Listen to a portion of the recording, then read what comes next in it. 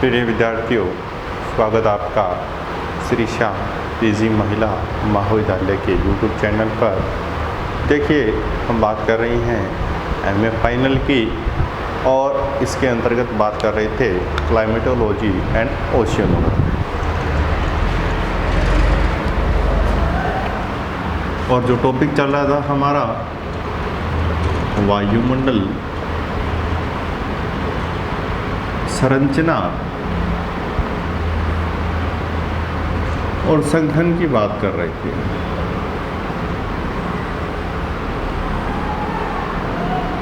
इसके अंतर्गत हमने संरचना में देखा था,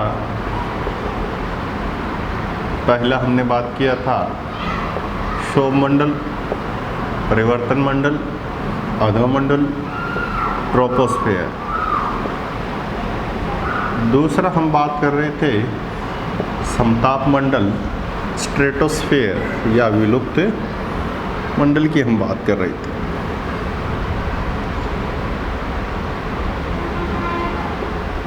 ट्रोपोस्फेयर,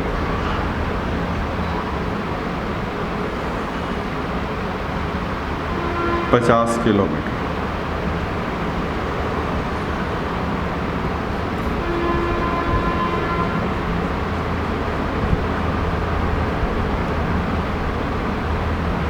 ये क्षोभ सीमा, ट्रोपोपोज।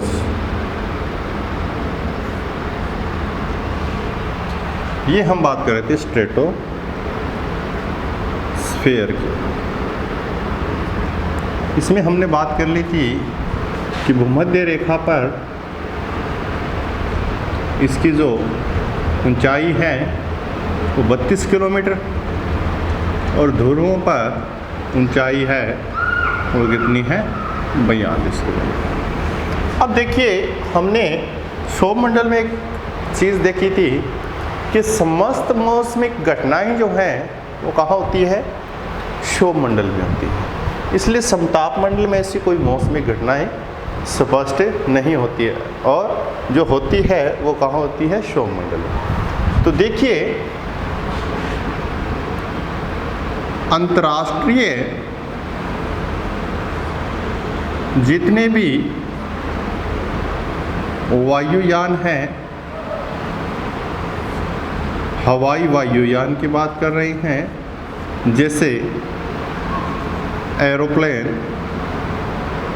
जो अंतर्राष्ट्रीय एरोप्लेन की बात करते हैं, तो अंतर्राष्ट्रीय वायुयान जितने भी होते हैं वो कहाँ पर विचरण करते हैं, वो सारे के सारे समताप मंडल में उड़ते हैं। कौन से मंडल में उड़ते हैं, समताप मंडल में। जो हवाई जहाज़ आपको दिखाई देती है वो किस मंडल में उड़ती है, समताप मंडल में उड़ती है।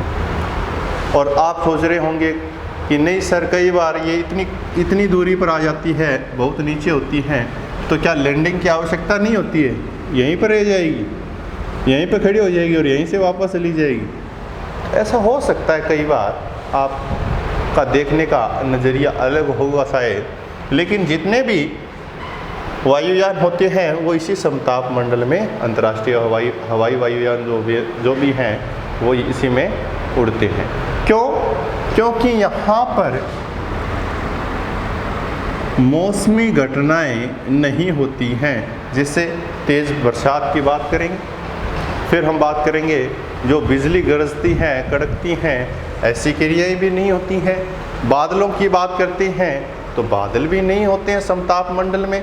तो ये सारी की सारी क्रियाएं जो मैंने अभी डिस्कस की है वो कहाँ होती है, यहाँ होती है, यहाँ नहीं होती है। इसलिए बिल्कुल स्वच्छ आकाश मिलेगा, जिसके कारण जो परिवहन किया जाता है उसमें कोई परेशानी नहीं होती है। ठीक है, अब देखिए कारक और भी आता है। मैंने लास्ट कक्षा में डिस्कस किया था कि भूमध्य रेखा की बात करेंगे, क्षोभ मंडल की ऊंचाई अधिकतम पाई जाती है। किसके कारण पाई जाती हैं, संवहनीय धाराएं हैं, वो धाराएं बहुत तेज़ गति से ऊपर उठती हैं और ये काफ़ी दूरी तक प्रभावित करती हैं। दूरी पर प्रभावित करेगी, तापमान की दर भी साथ साथ में परिवर्तित होती चली जाएगी, तापमान ऊपर से नीचे से ऊपर के क्रम में कम होता हुआ चला जाएगा। तो ये संवहनीय धाराएं कई बार क्या कर देती है, इस समताप मंडल को क्रॉस करते करते इस क्षोभ मंडल को क्रॉस करते करते कहाँ चली जाती है, समताप मंडल में चली जाती है। जब ये समताप मंडल में संवहनीय धाराएं चली गई तो स्वाभाविक है मौसम संबंधी कुछ घटनाएं भी प्रतीत हो सकती हैं। संभावना है, बिल्कुल है, कि जब ये संवहनीय धाराएं इतनी अधिक ऊंचाई पे चली जाती है कि समताप मंडल आ जाता है तो वहाँ मौसम संबंधी कुछ विशेषताएं भी प्रकट होनी शुरू हो जाती है। तो ऐसी संवहनीय धाराएं जब समताप मंडल में जाती हैं तो कुछ बादलों का निर्माण हो जाता है, और जब समताप मंडल में बादलों का निर्माण होता है उसको कौन से बादल बोलते हैं, या तो बोलते हैं मुक्ताब मेघ।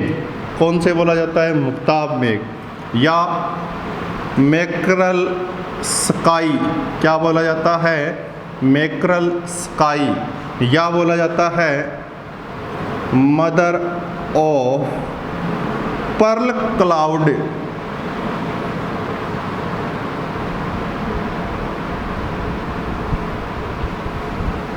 ये एक ही बादलों के नाम हैं, चाहे तो मैकरल स्काई बोल दो, चाहे मुक्ताब मेघ बोल दो, चाहे mother pearl of cloud, mother of pearl cloud बोल सकते हैं। ये जो बादलों के प्रकार हैं ये कौन से मंडल में स्पष्ट होती हैं, समताप मंडल में।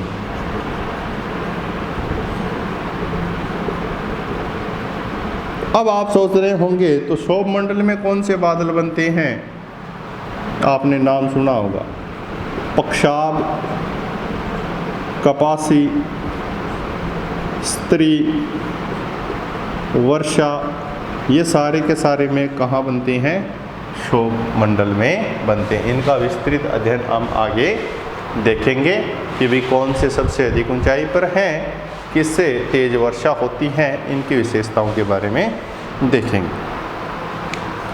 कई बार क्या होता है, समताप मंडल में एक तेज प्रकाश स्पष्ट होता है, और तेज प्रकाश स्पष्ट होता है वो किसके द्वारा होता है, एक बादल का निर्माण होता है समताप मंडल में, जिसको बोलते हैं नेक्रियस बादल।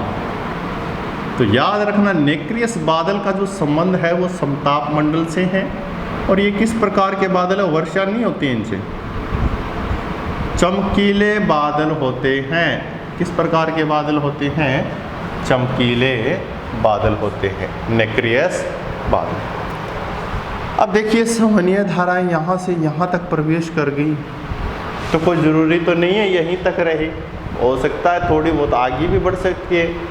आगे बढ़ती हैं तो कई बार इस संपूर्ण समताप मंडल में प्रवेश कर जाती हैं। क्या कर जाती है, संपूर्ण समताप मंडल में, क्षोभ मंडल में भी हैं और समताप मंडल में भी हैं। तो जो संवहनीय धाराएं होती हैं वो सिर्फ क्षोभ मंडल में ही चलती हैं। ये तथ्य हमने लास्ट कक्षा में उल्लेखित किया था। जब ये संवहनीय धाराएं समताप मंडल में स्पष्ट हो गई तो आप ये कहोगे सर तो फिर ये समताप मंडल तो रहा ही नहीं। बिल्कुल सही बात आपकी, जब संवहनीय धाराएं क्षोभ मंडल की थी और वही संवहनीय धाराएं यहाँ आ गई तो फिर समताप मंडल का कोई उद्देश्य ही नहीं रहा। तो ये मंडल क्या हो जाता है, फिर विलुप्त हो जाता है।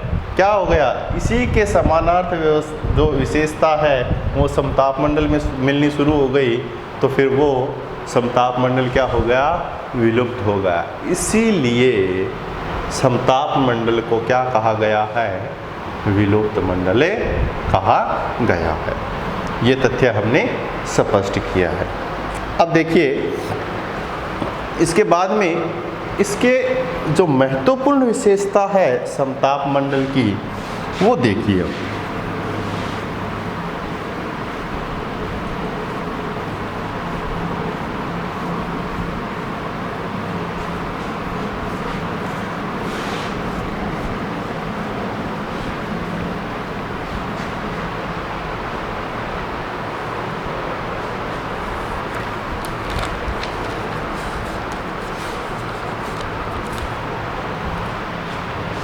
12 से 50। अब क्या होता है, इस समताप मंडल के अंदर ही एक मंडल और पाया जाता है जिसको मैंने पहले छुपा दिया था। अब देखिए, अब पढ़ेंगे उस मंडल को। इसकी जो सीमा है वो 16 किलोमीटर से लेकर 35 किलोमीटर के मध्य मानी जाती है समताप मंडल के अंदर ही। तो जो 16 से 35 किलोमीटर के मध्य जो मंडल मिलता है समताप के अंदर, वो कौन सा मंडल है? ओजोन मंडल है। कौन सा मंडल है? ओजोन मंडल है। और इस ओजोन मंडल में कौन सी गैस पाई जाती है? कौन सी गैस?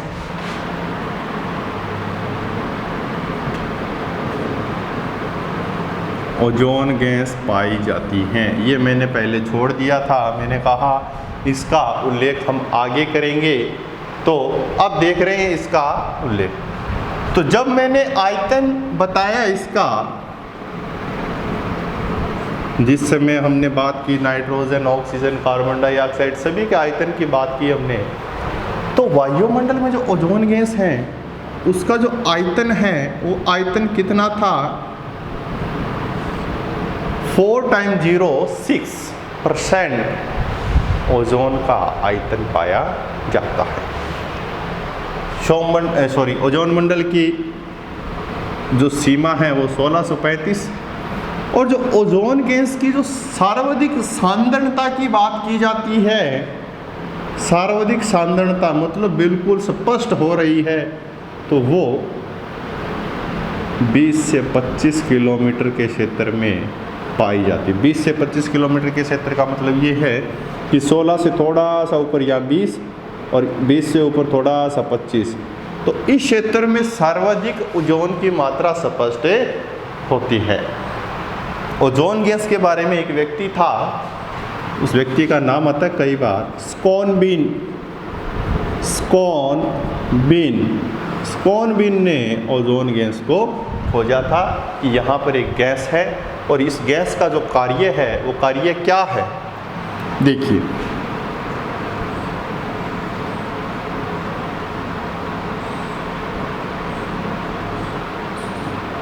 ओजोन गैस है, सूर्य है, सूर्य से सभी प्रकार की विकिरणें उत्पन्न होती हैं और पृथ्वी की ओर आती हैं।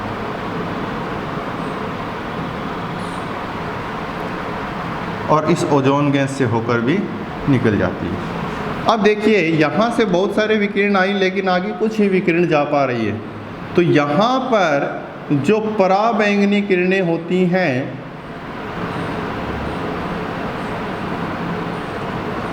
जिसको अल्ट्रावायलेट बोलते हैं, ये विकिरणें क्या होती हैं? ये विकिरणें मनुष्य के लिए बहुत हानिकारक होती हैं। और जब ये विकिरणें पृथ्वी के धरातल पर आ जाती हैं, मनुष्य की त्वचा पर जब गिरती हैं, तो इससे चर्म कैंसर उत्पन्न हो जाता है। तो ये एक हानिकारक किरणों के अंतर्गत मानी गई है। और इन पराबैंगनी किरणों को क्या करती है ओजोन गैस? यहीं पर रोक लेती हैं और रोकने के कारण हमें क्या कर रही है? सुरक्षा प्रदान करती है। कौन सी गैस? Ozone gas. किससे सुरक्षा प्रदान करती है? अल्ट्रावायलेट रेज के कारण हमें बचाती है ओजोन गैस। ठीक है। अब क्या है, विगत कुछ वर्षों में देखा गया है कि इस ओजोन गैस की जो सांद्रता है वो धीरे धीरे क्या हो रही है? कम हो रही है। कम किसके द्वारा हो रही है? इसमें कमी किसके द्वारा आ रही है? देखिए, CFC गैस है, क्लोरोफ्लोरोकार्बन। इसके द्वारा क्या है, ये ओजोन गैस को धीरे धीरे क्या कर रही है? नष्ट करती हैं CFC। और ये जो CFC हैं ये कहाँ से निकलती हैं? इसके कुछ सोर्स हैं, जैसे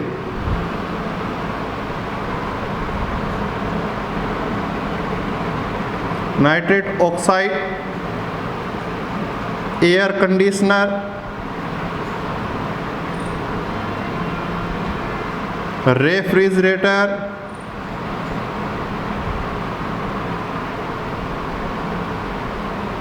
ये जितने भी उपकरण हैं, इन उपकरणों से क्या है,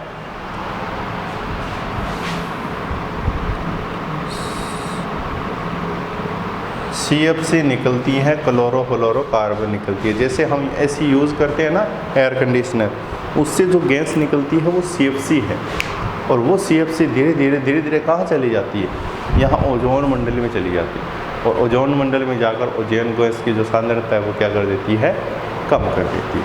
रेफ्रिजरेटर, जो फ्रिज हम यूज़ कर रहे हैं, उससे भी क्या है, CFC निकलती है। नाइट्रोजन ऑक्साइड जो है उससे क्या है, ओजोन गैस से प्रभावित होती है। तो ये जो सारे के सारे तत्व हैं, ये CFC के तत्व हैं, और ये CFC क्या कर देती है, इसको कम कर देती है, इसको नष्ट करती रहती हैं। ठीक है, एक आकलन किया गया है, सुपरसोनिक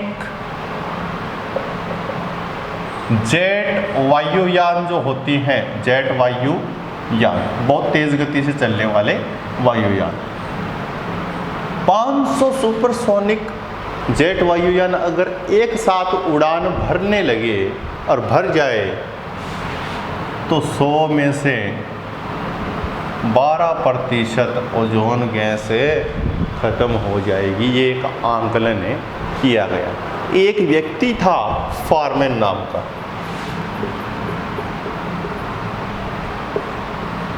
फारमैन नाम का व्यक्ति था, अमेरिकन कृत्रिम उपग्रह के द्वारा, और उपग्रह का नाम था निम्बस 7। इस यान के द्वारा ये ऊपर गया और जाकर ओजोन गैस में जो छिद्र हुए हैं, इस प्रकार के छिद्र हो गए। यहाँ से अब क्या है, अल्ट्रावायलेट किरणें आ सकती हैं, यहाँ पर ओजोन गैस की मात्रा नहीं है। इस प्रकार से कुछ छिद्र हो गए थे, और इसी छिद्र को स्पष्ट करने के लिए ये फारमैन नाम का व्यक्ति निम्बस 7 की यान से अंतरिक्ष में गया, और ओजोन गैस के क्षेत्र में जाकर देखा गया कि अमेरिका के समान, जो उत्तरी अमेरिका है, उत्तरी अमेरिका के समान, उत्तरी अमेरिका का जितना क्षेत्रफल है, इतने बड़े क्षेत्रफल में ओजोन गैस नष्ट हो गई है। तो उस छेद का जो आकार है वो किसके समानार्थ माना गया, कि अमेरिका का जितना क्षेत्रफल है उस क्षेत्रफल के बराबर ओजोन गैस ओजोन मंडल में छेद हो गया है। और कहाँ पर खोजा वो, जस्ट अंटार्कटिका के क्षेत्र के ऊपर खोजा गया ये क्षेत्र। ठीक है, अब इस प्रकार के तथ्य जैसे ही उल्लेखित हुए तो लोगों में चिंता बढ़ने लगी, और बढ़ने के साथ साथ में क्या हुआ, फिर ये बात है 1985 की। जैसे ही ये तथ्य स्पष्ट हुआ तो एक प्रोटोकॉल स्थापित किया गया 16 सितंबर 1987 को, एक प्रोटोकॉल जिसका नाम क्या था, मॉन्ट्रियल प्रोटोकॉल। Montreal protocol. और ये मॉन्ट्रियल प्रोटोकॉल किसके लिए बनाया गया, ओजोन परत की सुरक्षा हेतु, ओजोन परत की सुरक्षा हेतु मॉन्ट्रियल प्रोटोकॉल स्थापित किया गया। एक सम्मेलन बुलाया गया, कब, 16 सितंबर 1987 को, और इनमें कुछ ऐसे प्रावधान भी स्थापित किए गए जिसमें कहा गया कि CFC का जो उत्सर्जन हो रहा है उसकी दर जो है उत्सर्जन की, वो धीरे धीरे हमें क्या करनी है, कम करनी है, ताकि जो ओजोन गैस है वो बिल्कुल सुरक्षित रहे। इसी के कारण क्या है, आज भी हम 16 सितंबर को ओजोन दिवस बनाते हैं। वो इसलिए बनाते हैं कि जो मॉन्ट्रियल प्रोटोकॉल है उसका संबंध ओजोन गैस से है, और जो क्योटो प्रोटोकॉल है, एक हमने पहले पढ़ा था, क्योटो प्रोटोकॉल है, इसका संबंध है कार्बन डाइऑक्साइड से। ये जापान में था और ये मॉन्ट्रियल प्रोटोकॉल है, ये कहाँ था? कनाडा में था। बस ये चीज़ आपको याद करनी है। तो ओजोन और समताप मंडल में बस इतना ही फर्क था। अब देखिए एक चीज़ और बता देता हूँ कि यहाँ क्षोभ मंडल में जाने पर -70 डिग्री टेम्परेचर कम हो जाता है, फिर धीरे धीरे जाएंगे तो ये तापमान यहाँ पर लास्ट में 0 डिग्री सेल्सियस हो जाता है, तापमान बढ़ गया ही। तो समताप मंडल में तापमान बढ़ता है, वो किसके कारण बढ़ता है? याद रखना, इस ओजोन गैस के कारण बढ़ता है, इस ओजोन मंडल के कारण तापमान बढ़ता हुआ प्रतीत होता है। बस ये इसका लास्ट तथ्य था। इसके बाद में मध्य आयन और बहिर्मंडल है, उसकी विस्तृत विवेचना हम नेक्स्ट क्लास में करेंगे। धन्यवाद।